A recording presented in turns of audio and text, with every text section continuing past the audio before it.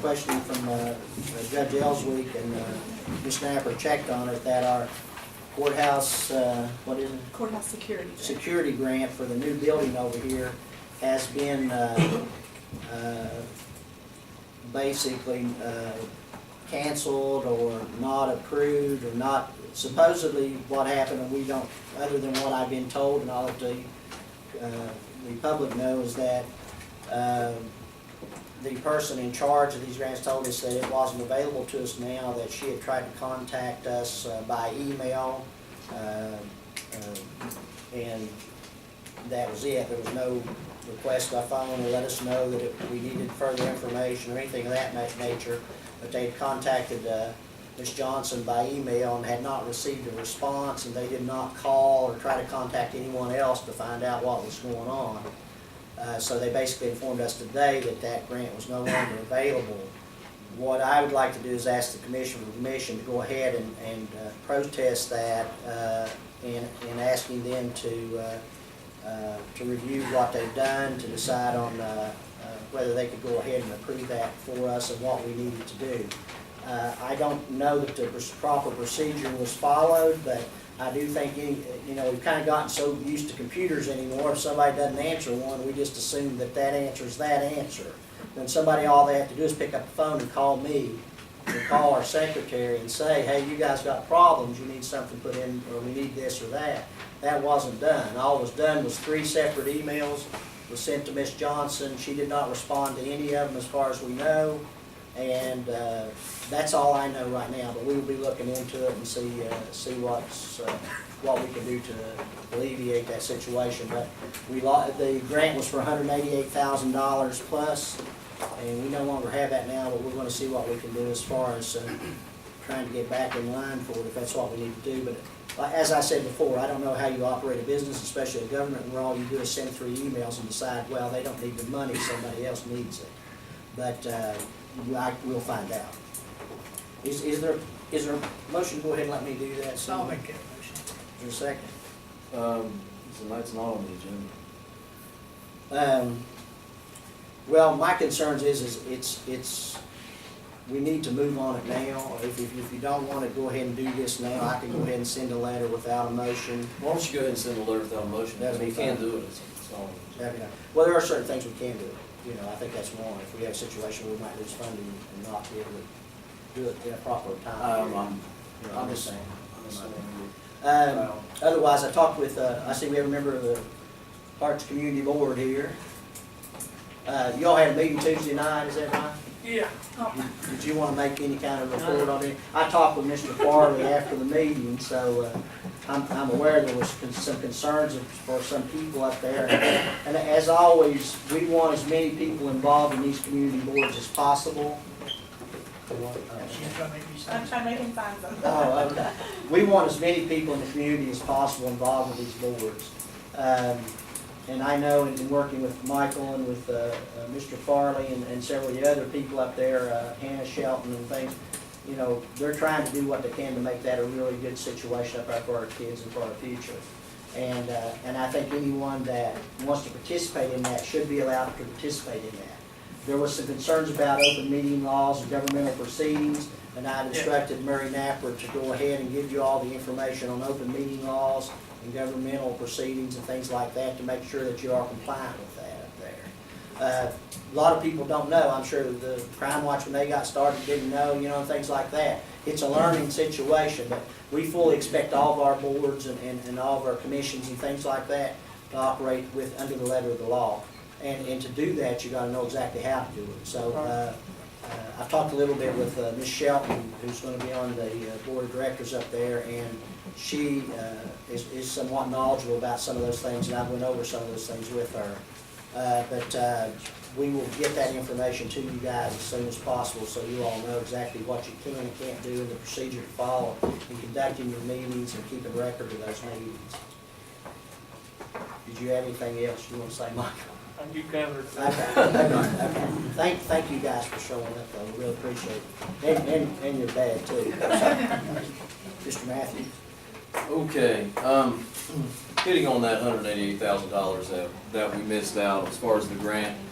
if there's only one contact, if there's only one person there to contact, if there's no other contact information, then there's no way that they're gonna know who to contact. Even though it is from the county commission, whenever that grant was filled out, there should have been your email address, your phone number as well, because you were the president of the commission at the time.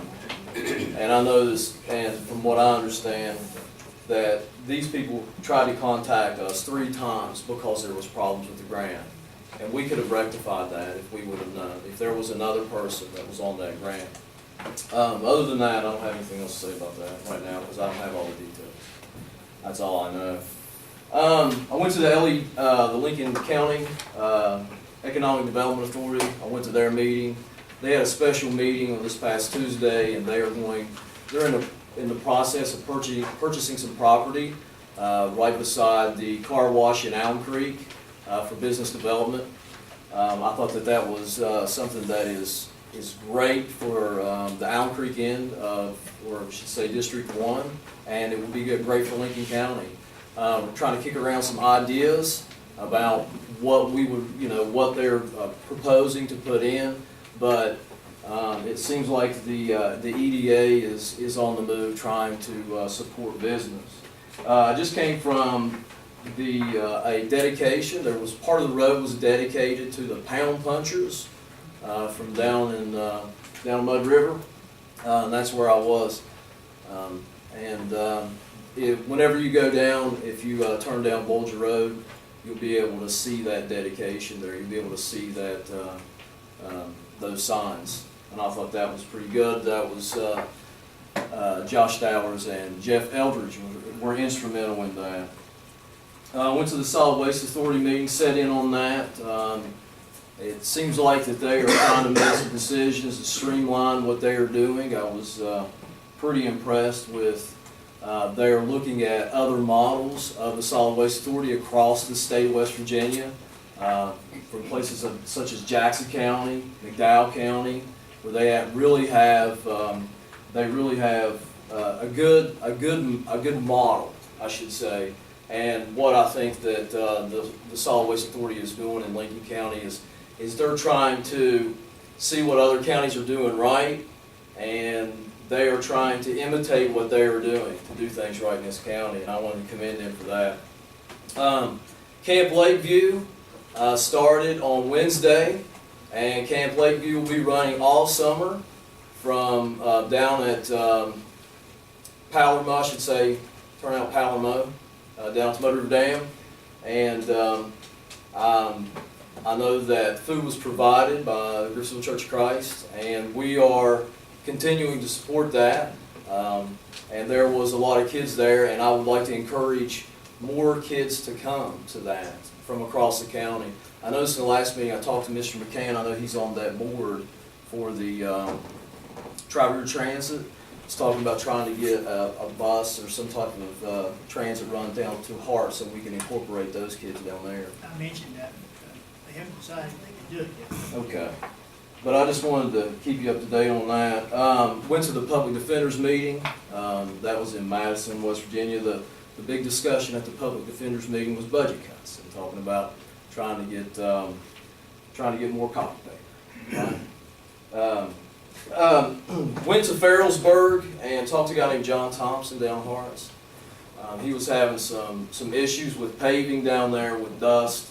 There's like 0.3 miles.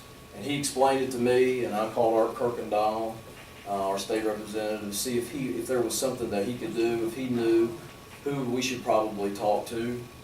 And another thing that we need to do, and I saw Mr. John Grass was here reminding me, was we need to put together, and I think the EDA is talking about putting together a board to look at ordinances as businesses come into Lincoln County. There's certain things that we need to look at as far as adopting ordinances for those particular businesses and residential areas. And I think that I'm going to be working with Mr. John Grass on that to try to get just to try to get our ideas together and try to get some, I guess, direct a path on where to go from here. The last thing I want to talk to you about is AT&T. We've been working hard with AT&T, trying to bring a cell phone service into Lincoln County. If you'll see, this is a stack of papers that was sent. This was sent to a guy named Andy Feeney from AT&T, and this is to develop to actually bring a cell phone tower in. We had a company at Yawkey that was kind enough to H&G Energy, and I've been on the phone with them talking to them. They're doing a great job. What they've done is they have will provide AT&T with land up on Bear Fork Mountain, which has an elevation of about 1,100 feet, which is a very good elevation. And what they're planning on doing is leasing that to AT&T for $1 for 20 years. So it's a really, really good deal for AT&T. And whenever I sent that information, that contract from H&G Energy, I got an email back from AT&T, and they wanted to know the GPS. They want to know the latitude and longitude of that area, and I think that is a very, very good sign for us, because we've been working hard on that. Dr. Vance wrote a letter on our behalf, and not just concentrating in one area. We're trying to concentrate across Lincoln County. Not only in Allen Creek or Yawkey or Hammond, but in Harts Creek as well.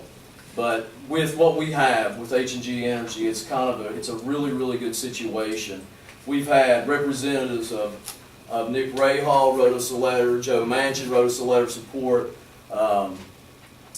Jay Rockefeller, all of our senators from Southern West Virginia of the state senate, and all of the delegates from Southern West Virginia have written letters on our behalf trying to, and are very instrumental and have been instrumental with trying to leverage AT&T with actually trying to provide us with cell phone service, or actually a tower. One thing that the county commission, that we have to do as a county commission, is we're going to be applying for a grant through the state of West Virginia. It's a $1 million grant. We have the paperwork. We need to fill it out so that we can get in front of the committee to actually, for them to vote on us to have this money so that we can put a tower in.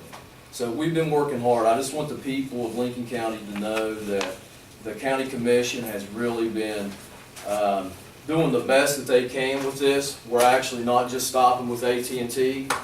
We have a meeting that was just set up, yesterday or today, and I haven't had a chance to talk to anybody about it, really, but we're talking to AT&T, not AT&T, but Verizon, and we're going to be taking this paperwork over there. Doc Vance actually wrote a letter to Verizon as well. So what we're doing is we're trying to be instrumental. We're trying to bring infrastructure into Lincoln County, and that's going to bring business.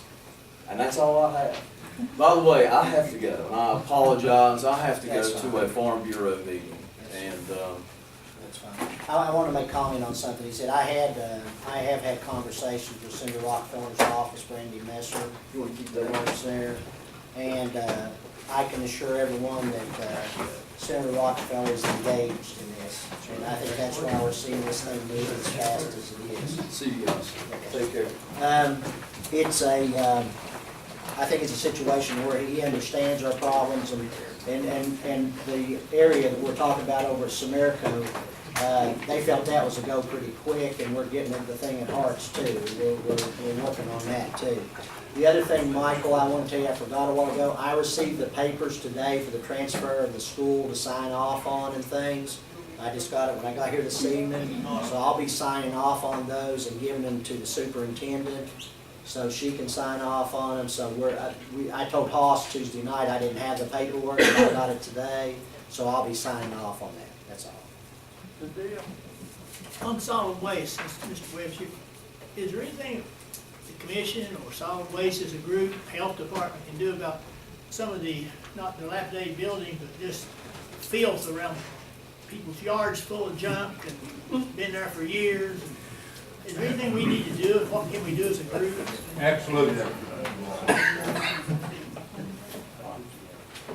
Did you have, Yeah, if we do have a zoning board, that would fall into that category of abandoned buildings or buildings that need to be torn down that are Because hazardous. we have a committee that deals with dilapidated and abandoned buildings. Are you talking about kind of expanding that, Well, or whether? Like, is there some, especially like environmental, is where people just, they just don't see things as I see them or something. Well, and you're right, Mr. Buchanan, and what Mr. Matthews is saying, that's exactly a lot of the issues that we're looking at as far as the overall county and litter and everything about that. And that's what we want to come forward to the commission with here real shortly on some proposals on That's how what to I get a thought maybe you handle were saying. on all that. Yeah, because we need to, we've done a lot of good on picking up trash, we've done some other things. Some of them dilapidated buildings, maybe we can do better, but it seems to me like one thing we haven't addressed is, and due to manpower and money, but it's one of those things that just seems like those eyesores, as I call it. Well, and like he was saying, myself and Mr. Sharp here have been to several counties, visiting with those folks on how they do things and stuff, and just getting smart. And we're putting together a plan to bring forward to the commission real soon. I appreciate hearing that. Back to Crime Watch, certainly the East Crime Watch group and others, but just worked so hard for the kids' fishing tournament. They were there in numbers early, directing traffic, helping do anything needed to do. So I just think it's great that we were able to help them here tonight. And all the crime watches, we have made a difference. I mean, I don't take anything away from the sheriff and the chief, but, law enforcement's there, but there's never too many eyes. And I think that's what I see. Crime Watch guys, you guys just help us so much, and I appreciate that. And the fishing tournament was great, 144 kids. So it did cost a little money, but it was fun, and I think we gotta help those kids. We gotta, our theme is every year is hooked on fishing, not drugs. And we just need to work at more. Everything we can do that we can just save one kid makes my heart feel good. So anything we can do to help, that's what we need to do. But I don't have anything else. If there's nothing else, I'll ask for a motion to adjourn till June 27th at 10 a.m. I'll move. And I'll second and stand adjourned.